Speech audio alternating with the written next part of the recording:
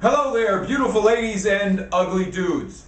I'm going to read from my 70,000 word run-on sentence, the exclamation point. At this point, I'm traveling. I'm in China, in a city called Chengdu. Chengdu, with its dizzy island of beautiful, twisting, turning streets of little noodles restaurants and little tea shops and impoverished, beautifully cozy little movie theaters of people crowding, sitting around some big, colorful television set with some soft drink tea that is the cost of admission, all being knocked down by wrecking balls and bulldozers, making way for cheap building high-rises and high-rises and high-rises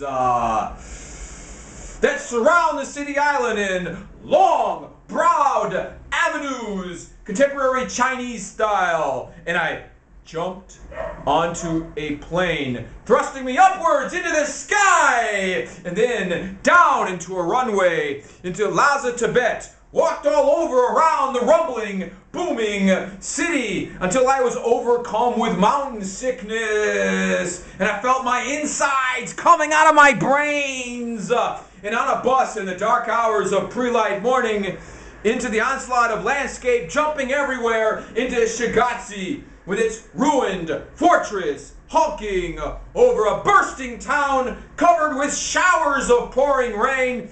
And here I cut a bunch of stuff out because the writing really sucked. I mean, it was a 250,000 words run-on sentence when I started. Now it's 70,000.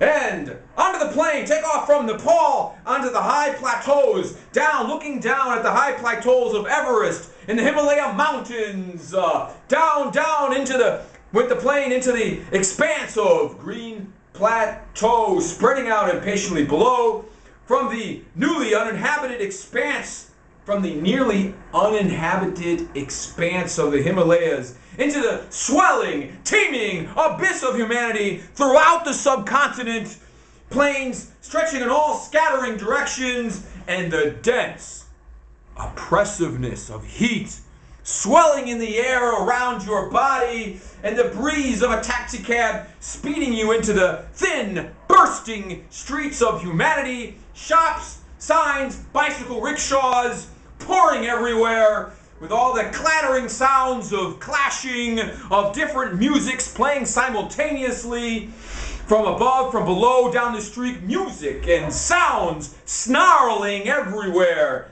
And I ran into some other travelers, blah, blah, blah, dim-lighted one light bulb of a room, cheap, wash your clothes, fall asleep, and strangled, smothered by blanket of loneliness, huge, darkened labyrinth of buildings and bricks and walls, burying you, drowning you in the city, and the next morning a different hotel room, where, balcony, overlooking the procession of chaos, walking, speeding, drifting by, people-drenched street below, and you're out into the lost walking out into the lost circles of more unfolding chaos that is the city. And the next day, bicycling through the Kathmandu Valley, through clusters of villages, clinging to the side of the road that crawls up the surrounding mountains, and mountains wrapping around the valley, the road zigzagging its way up into the heavens, holding onto the side of a dilapidated truck. I was by my bicycle,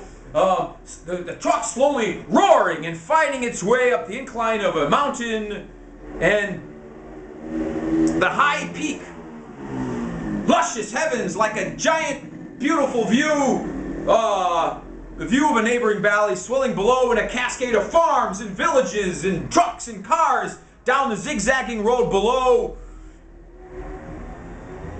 Blah, blah, blah, and then, a man connected to a harsh, mangled face, making some kind of donut pastry thing. And he smiles with a gigantic everything smile, offers you something to eat, and then onto a rattling, groaning bus headlong towards India. But that'll be some other day. Hey, have a great night. Bye-bye.